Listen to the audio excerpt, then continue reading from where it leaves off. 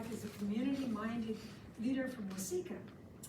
She is actively involved throughout southern Minnesota, serving as an assistant governor for Rotary District 5960, a director on the Southern Minnesota Initiative Foundation, and volunteering with Big Brothers Big Sisters.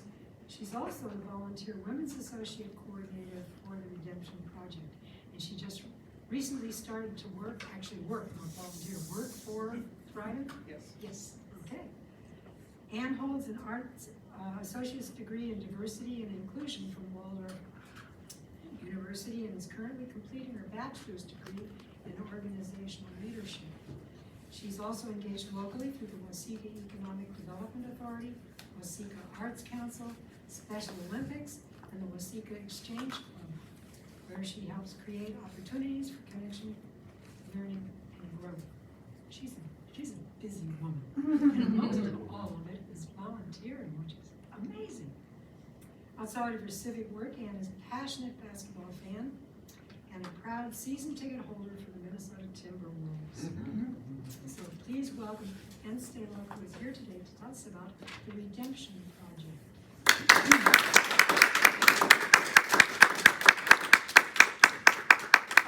Thank you. I'm going to get my computer here set up a little bit. And yeah, actually, what I didn't mention is the Rotary pin that I wear is not only mine, but it's my father's, my late father's. And so I wear his Rotary pin every day. I didn't just get into Rotary because my dad was a Rotarian. I think I got on some other merits. And then I also, as it was mentioned, I'm an Exchangite. The Exchange Club, I don't know if it's as popular up here, but it's another service club that they bring awareness to the prevention of child abuse. And I actually wear my mother's Exchange Club pin every day because they were tandem service club oriented people in our community.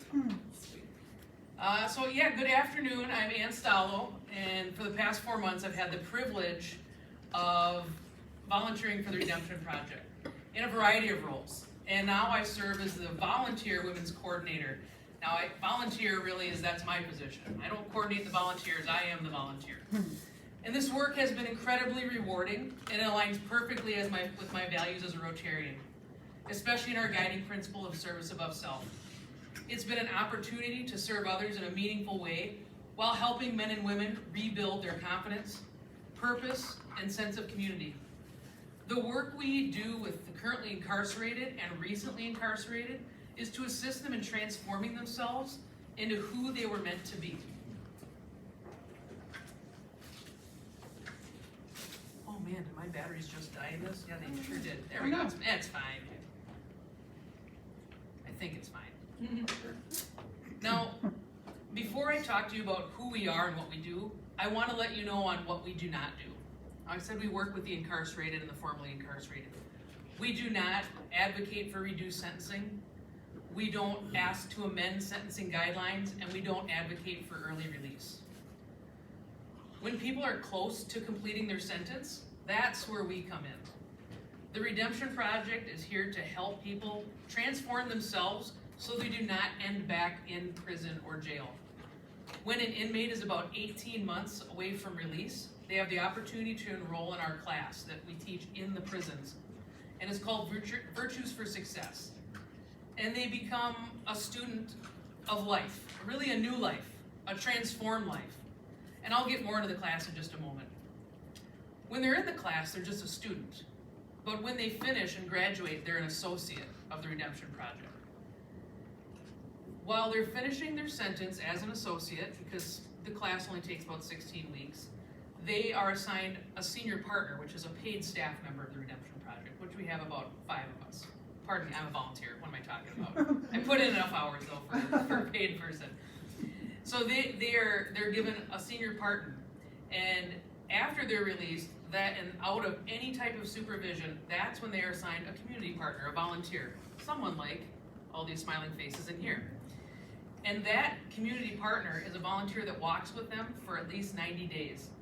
What we find is that friendships develop, and that partnership lasts well beyond that 90-day commitment.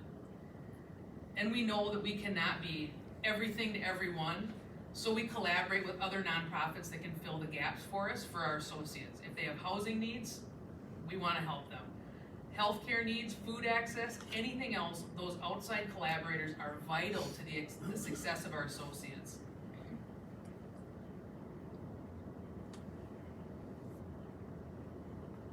The Virtues for Success class was created by our CEO, Dwight Tostenson. Dwight is the architect of the program and the driving force behind its design. He developed the curriculum to give individuals coming out of prison something different, and realizing that real transformation begins with character and critical thinking. So the class that he developed, it's taught in the Socratic method. And what that means is it isn't a lecture. It's not a lecture where participants are just told what to do. Instead, Dwight designed it so instructors ask questions and guide students into discovering the truth for themselves. Because that's important. When someone arrives at the answer on their own, it sticks a whole lot better. The students learn about wisdom, courage, self-control, and justice, and how to apply those into their own lives.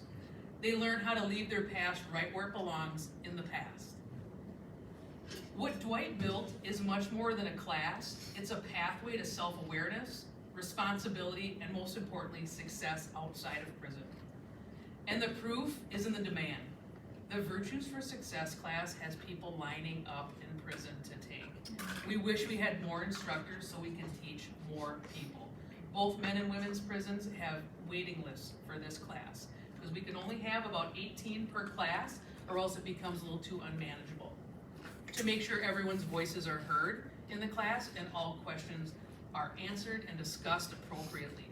So the class sizes are small and everybody wants to get into it, because the men and women, they talk about it in their class and then they go out back into the prison population and they talk about it. And the other guys and women go, what is this? How do I get into this? Can I get into this? This sounds really cool. And so then they're talking about it at the lunch table, talking about it in their off time. And so it really is building a great momentum for the men and women who take this.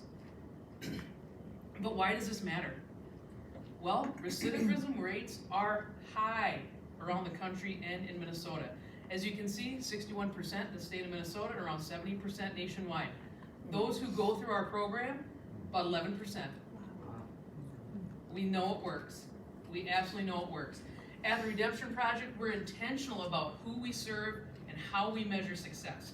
We don't filter participants. Anyone who is incarcerated within 18 months of release is eligible to take the Virtues for Success class.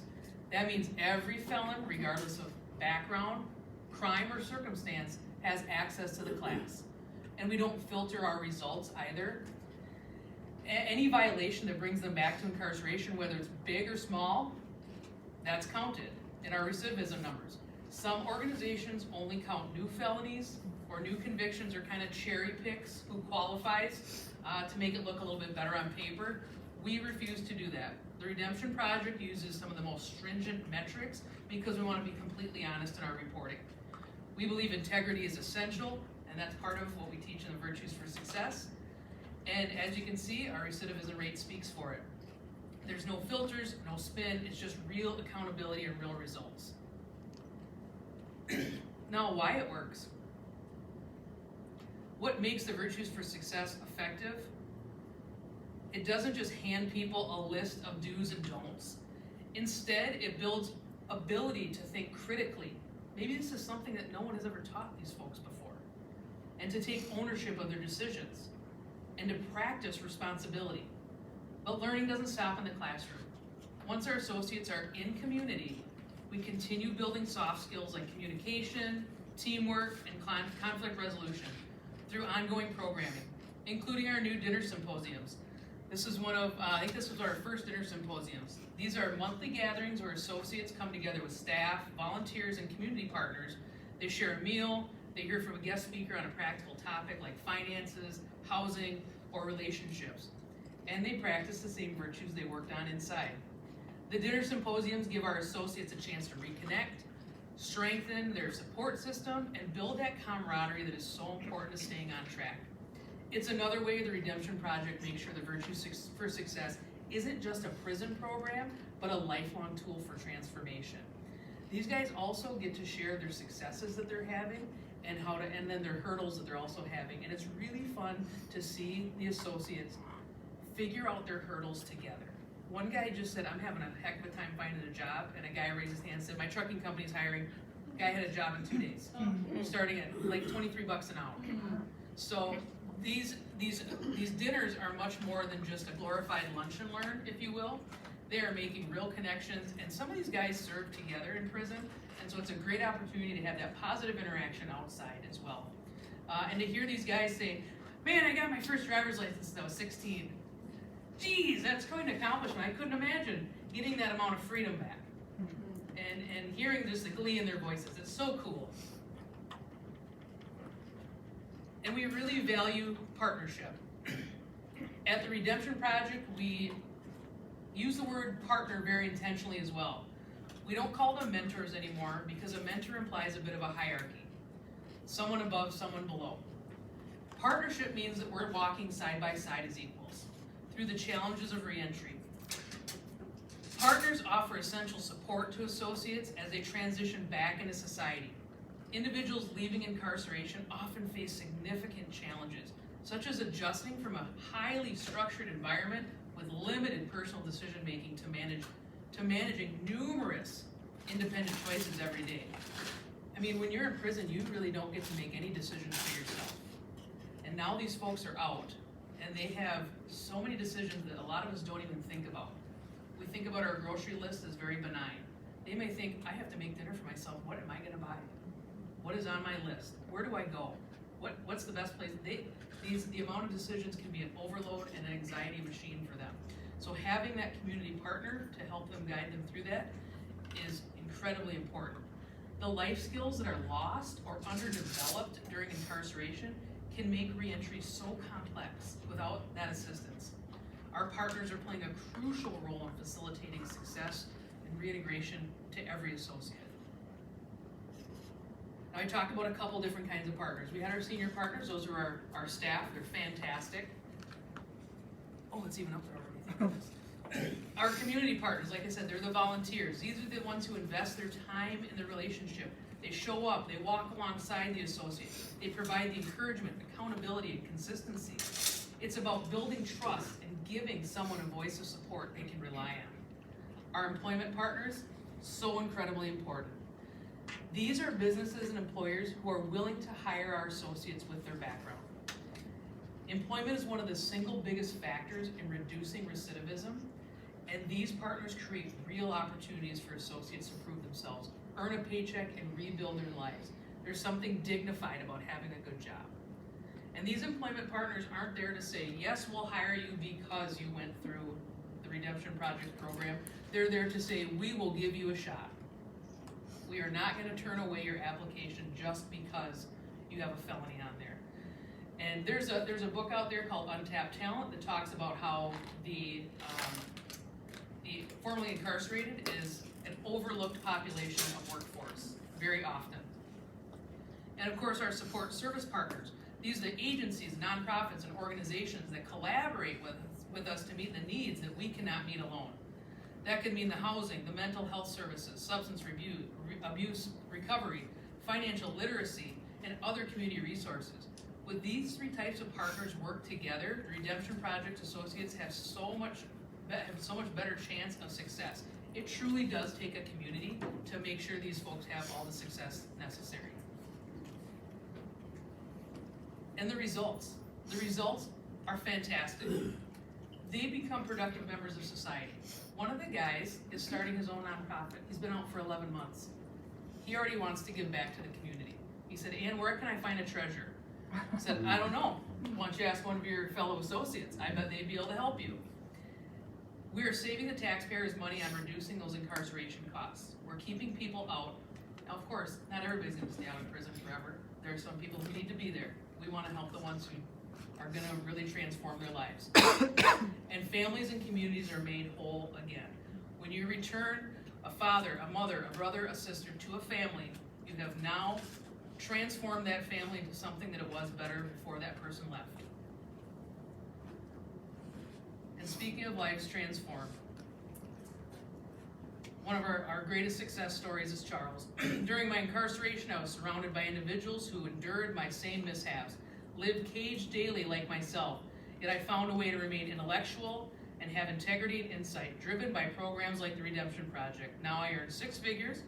I'm a single parent capable of placing every tool in my son's tool belt he needs to succeed and not make wrong turns I did. I think Charles is better served standing there with his son than he is back in prison. And we're so proud to be able to have those success stories, and we have tons of them. We're not actually proud of the work we do, we're proud of the work that the associates do.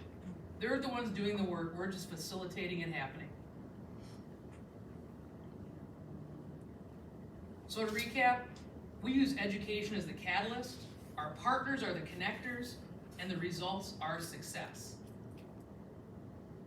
And I bet you're all asking, oh my gosh, how can I help? Well, you've done step 1. You've invited the Redemption Project to speak with your network. If you have any other networks that you'd like us to speak to, we'd love to. Churches, other civic organizations, clubs, whatever. Become a community partner. Think about giving your time to being a community partner. We need men and women. Currently we serve the women's prison down in Waseca. In the future, we'd love to see Shaka be part of that. And a lot of those women do release into the Twin Cities area. Most of the men release in the Twin Cities area. So it's very easy. Like I said, it's a 90-day commitment. We're not asking for a year or 2 years. If you so choose with the associate to keep that partnership going, fantastic, have at it.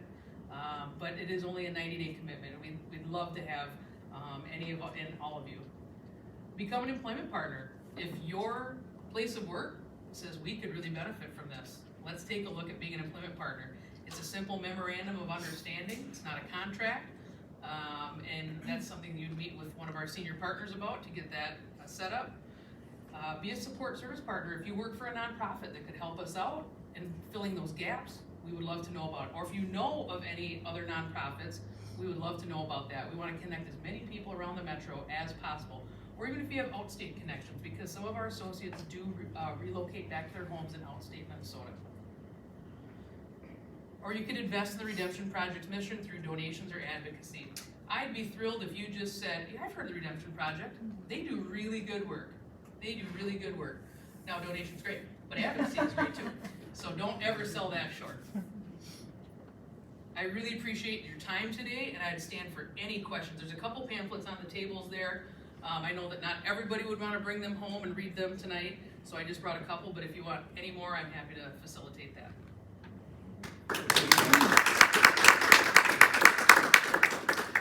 Yes? And can you help me envision where is the Redemption Project located and what is the scope? Oh my gosh, thank you for saying that, because this is my first time doing this. It's St. Paul is our office, and then we have our business office down in Waseca. Okay. Yeah. That's the only one in the nation. Yeah, that's it. That's it. I will say that this is a really unique, holistic approach to keeping folks out of prison. I don't know of another program that's doing this at all with the education, and it's in this type of education, because it's not GED education. Mm-hmm. It's helping them understand that their worst mistake does not define them, and they can move forward. They can leave what they did behind them and be what they always wanted to be. Okay, 2 questions. One, do you know about the Minnesota Council of Nonprofits as Yes. a resource? Yes, So they're absolutely. also in St. Paul. And Yes. they can help with boards and all sorts of different things. And then, the other question you mentioned about a wait list.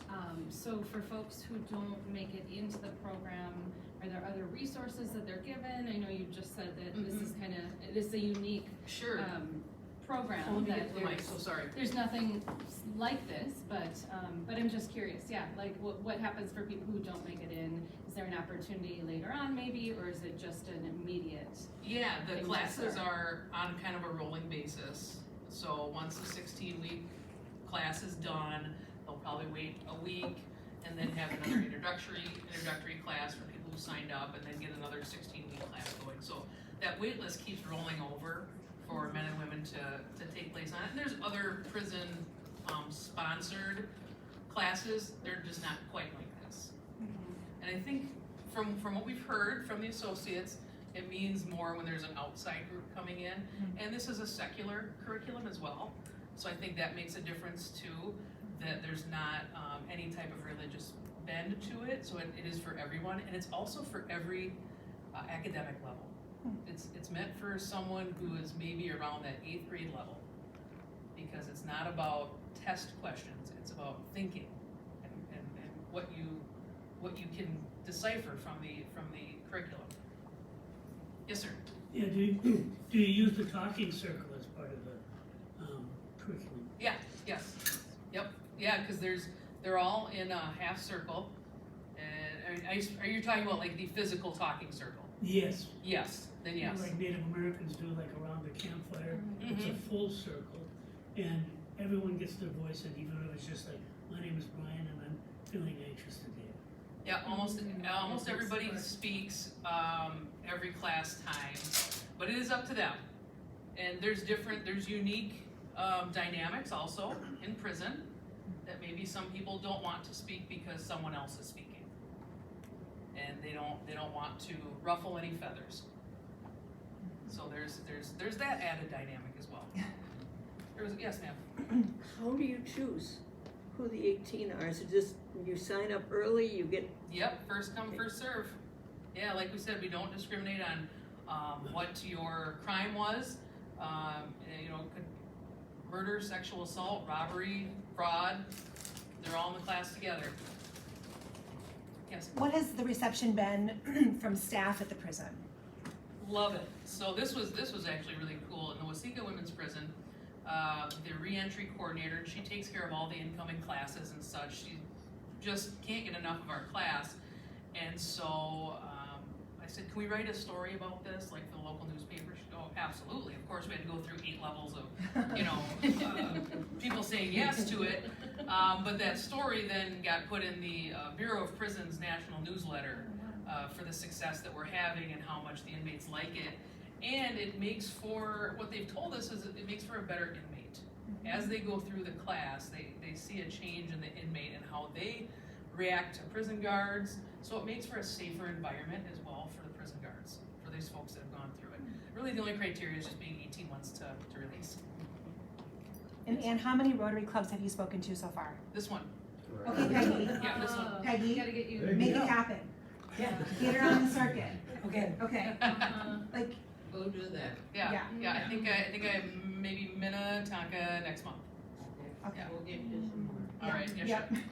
So clearly the corrections department likes what you're doing. Yes.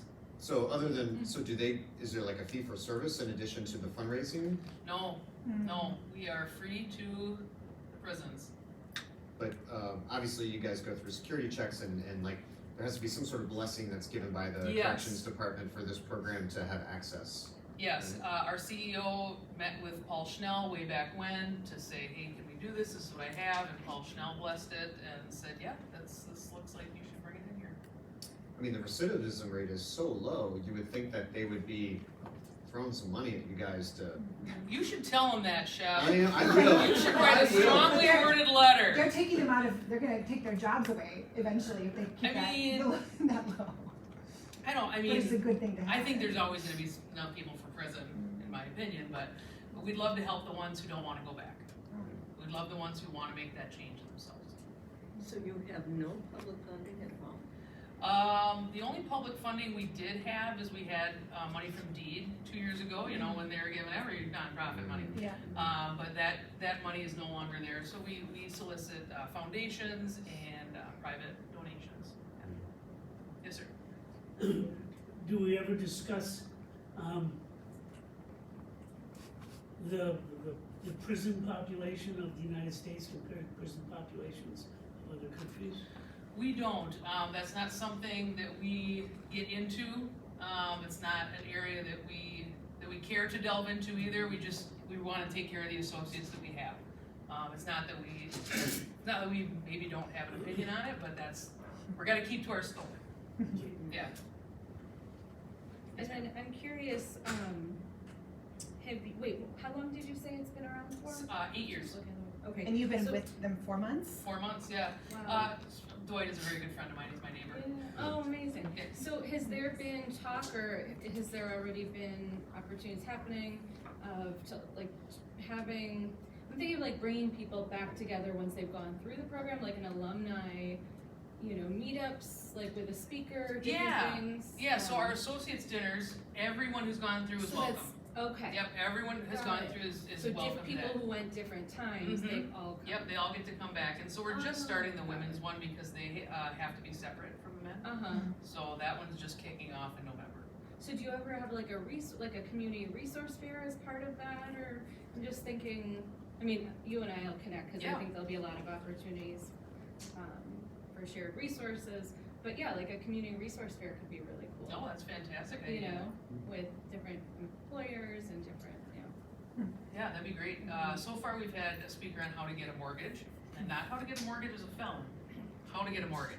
Right. Nothing is blank as a felon. It's just a life skill.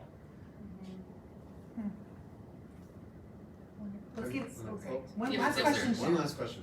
Have you had any, I'm sorry, I got the terminology wrong. Have you had any, I'll call them students, Sure. people that have participated in it come back and become an associate? Yeah, so everyone who graduates is an associate. Student, you graduate, you're an associate. Yep. And so they'll come back and help other students. to be. Yeah, we've had some become community partners too, where they've gone through it, they've been a huge success, and we have some guys who work for the Redemption Project who've gone through it. Wow. Yep, That's awesome. yeah, I'd say half of the staff is formerly incarcerated. Sorry. another That's question. right, no, go for Mostly, it. minimum security facilities, maximum? No, all of them, Really? yep, all of them, yeah, we've been in Stillwater, Faribault State Prison, that's, max. Yep, yeah, like I said, we don't discriminate on what they've done, we just wanna make sure they don't go back. And they are successful in their own. Do the prisons come to you? They started, once one has it, they all talk. And they go, whoa, we wanna get this sounds like good programming. Yeah. Yeah, a little keeping up with the Joneses in the prison world. That's it. Get in the car. Yeah. Let's give Ann another round of